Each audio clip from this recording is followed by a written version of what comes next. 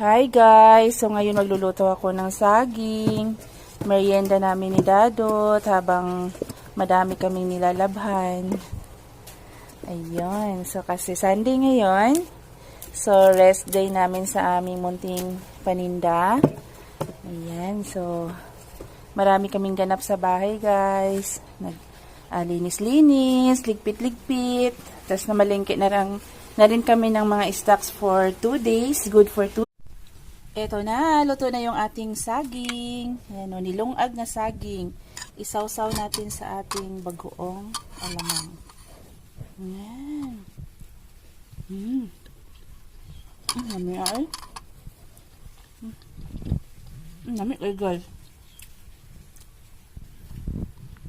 Ano kung ganda ng saging?